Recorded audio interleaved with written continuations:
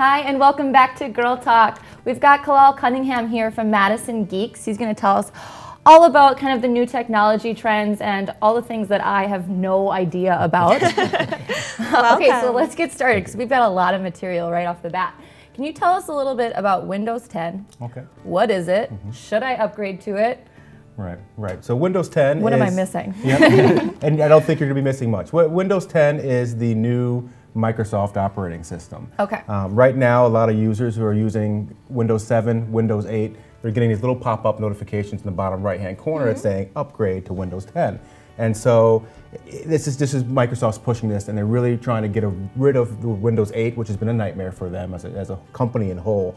So they're trying to push people into Windows 10. Supposedly it's supposed to be a fusion of Windows 7 and Windows 8. So be more stable and workable like Windows 7, and maybe have some of the visual cues that Windows 8 brought to it and kind of fuse it and then hopefully make their customers happy again. But we'll see. I usually am telling people don't rush to download it. Wait until hearing what the community is saying, what others are saying, and because you don't know. I mean, you might go to it and it just breaks everything. Right. Well, I was just going to ask your opinion because I mean, I have an Apple, but they're always telling me to upgrade and like do it, and I'm like, well, maybe I should, maybe I shouldn't. I'll just wait a while, or maybe I'm lazy. I'm not sure. Upgrades. The trick is you can't always just blindly go into an upgrade. Just because it pops up and says upgrade, you can't always do it. Especially Apples have this issue as well. Some of the older ones, even with iPhones as well, you upgrade it and it makes the machine slower. It's just not functional. So always do your research. Ask the tech friend. Ask the geeks. Do some Google searching.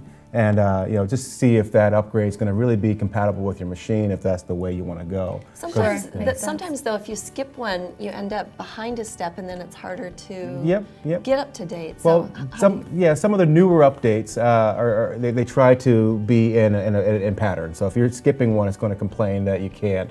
You have to go through the older one and get yourself up there. Sometimes it lets you do it and it does break things, but try not to skip it. If you're going to do an update, you want to try to go through the recommended levels to get to that. Yeah, do it right. There you go. Okay. Regarding Windows, what if someone is still on XP?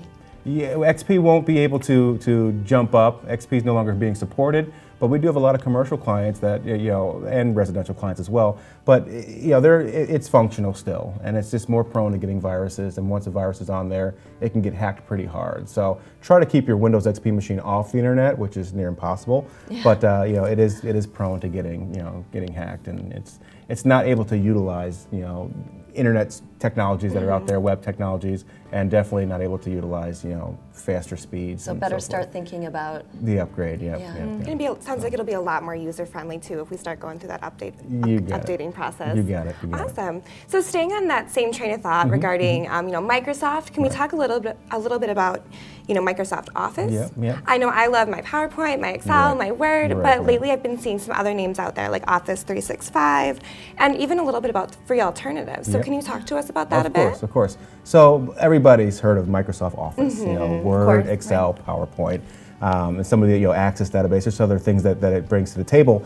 Now, what Microsoft has done is saying, okay, instead of just going and buying this software and having it forever, they're turning it more into a service, and that's Office 365. Sure. So they're charging you, if you're a student, I think it's somewhere in the $60 range. But if you're just kind of an everyday user, it's going to be $100 a year. And the idea is, as long as you're paying $100 a year, then you have access to all the Microsoft tools. So it's subscription-based. Subscription-based, yep, awesome. Exactly. So for them, it's a good idea because it allows for them to keep customers going. It prevents people from having like a 10-year-old version of Word and just dragging it on forever. But at the same time, it's going to cost you more money in the end as well. So there are free alternatives. There's OpenOffice, LibreOffice. Yeah, I've used that before. Yep. And I've used OpenOffice before too. Yep. So it's really good stuff, and it's a full word processing suite. You get the Word documents that you can access. You can even access Microsoft documents. You can edit them. You can create them through these other alternatives as well. So this is not for the heavy users of Office Suite. This is going to be more so for users who want to save some money, maybe families who the kids need to do some homework, but it doesn't have to be necessarily in that particular Word format. So yeah, OpenOffice, LibreOffice, and those are two that I highly recommend. Holy cow, that went so fast. Yes. I can't wait till next time you come back because I always learn something new. Of course. Mm-hmm. If you at home have your own questions for Kalal and Madison Geeks, please email us at girltalk@madisongeeks.com and we'll get your questions on the show for next time. Stay tuned, we've got more Girl Talk coming up for Conant Automotive talking to us about oil changes.